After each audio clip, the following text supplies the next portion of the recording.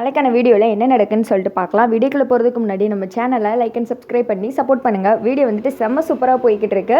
பரணி வந்துட்டு கண்டிப்பாக இனிமேல் அமெரிக்கா போக மாட்டாங்கன்னு தான் தெரியுது. ஃபஸ்ட்டு சீனில் வந்துட்டு பரணி ரூமில் வந்துட்டு சோகமாக உட்காந்துட்டு இருக்காங்க. அந்த இடத்துக்கு வந்துட்டு இசைக்கு வர்றாங்க.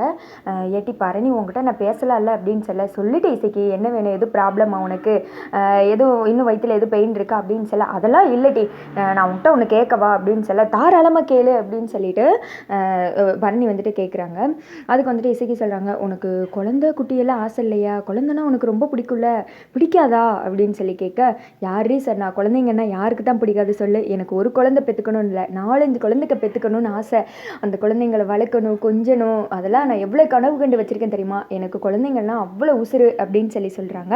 இதெல்லாம் வந்துட்டு வெளியில் சண்முகம் அவங்க நின்று கேட்டுகிட்டே தான் இருக்காங்க. உடனே இசைக்கு சொல்கிறாங்க, அப்புறம் ஏன்ட்டி நீ கோவமாக இருக்கிற மாதிரியே இருக்க, நீயும் அண்ணனும் ஒன்று சேர்ந்தா தானே நம்ம குடும்பம் வந்துட்டு சந்தோஷப்படும், இதெல்லாம் விட்டுட்டு நீ அமெரிக்கா போகிறேன்னு சொல்லிட்டு இருக்கே அப்படின்னு ஏடி நானாடி எதனால வேணான்னு சொல்கிறேன், உங்கள் அண்ணன் என்றைக்குமே என் மனசை புரிஞ்சுக்கிட்டது கிடையாது, நானும் வந்துட்டு அவங்ககிட்ட என் ஆசை எவ்வளவோ தூரம் சொல்லி பார்த்தேன், ஆனால் அவன் எப்போவுமே வந்துட்டு உங்களை பற்றி மட்டும்தான் யோசிச்சுக்கிட்டு இருக்கான் அப்படின்னு சொல்லிட்டு அவங்க கஷ்டத்தை எல்லாம் வந்துட்டு சொல்கிறாங்க. அதெல்லாம் சண்முகம் அவங்க கேட்டுட்டு அங்கே நிற்க முடியாமல் அழுதுகிட்டே வந்துட்டு வீட்டுக்கு பின்னாடி வந்துட்டு போயிடுறாங்க.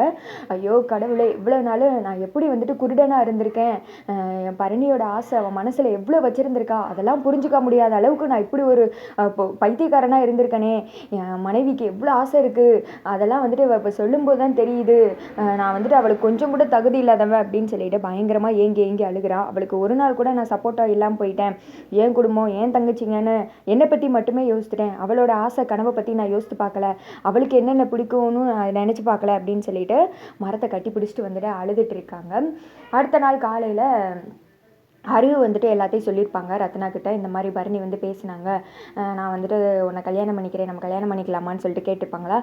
அதை கேட்டதும் ரத்னா வந்துட்டு ஷாக் ஆகிடுறாங்க. அப்போ பரணிக்கு இதே வேலையை தான் அலைகிறாளா அப்படின்னு சொல்லிட்டு கோவமாக வந்துட்டு வீட்டுக்கு வர்றாங்க. வீட்டில் எல்லாருமே இருக்காங்க. பரணி எங்கே இருக்க வா அப்படின்னு பரணி வந்துட்டு வர்றாங்க. என்னடி வந்தது வராததுமா இப்படி கத்திக்கிட்டு இருக்க அப்படின்னு உங்ககிட்ட நான் கேட்டேனா, அமெரிக்கா போகங்கள எதுக்கு தேவையில்லாத வேலை பார்த்து வச்சுக்கிட்டு இருக்க அப்படின்னு ஏன் இப்படி பேசுகிற அப்படின்னு சொல்லிட்டு பரணி கேட்குறாங்க.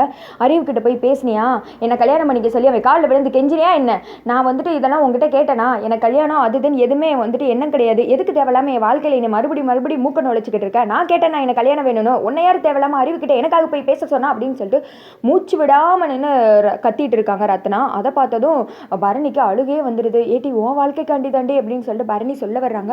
ஆனால் என் வாழ்க்கைக்காக நீ நல்லது செஞ்ச வரைக்கும் போதும், இனிமேல் தேவையில்லாம் மூக்க நுழைக்காத அப்படின்னு சண்முகம் உங்களுக்கு கோவம் வந்துடுது. போது நிறுத்து, அவள் யாருக்காக வந்துட்டு பேசுகிறா, உனக்காண்டி தானே, உன் வாழ்க்கை இப்படியே பாலா போயிடக்கூடாதுன்னு ஓ நல்லதுக்காண்டி தான் பண்ணிட்டு இருக்கா, அதெல்லாம் புரிஞ்சிக்காம பரணியை போட்டு திட்டிட்டு இருக்க அப்படின்னு சொல்லிட்டு முதல் முறையா ரத்னா எதிர்த்து பரணிக்காக வந்துட்டு சண்முகம் அவங்க பேசுறாங்க. அதை பார்த்தது வீட்டில் இருக்க எல்லாருமே ஷாக் ஆயிடுறாங்க.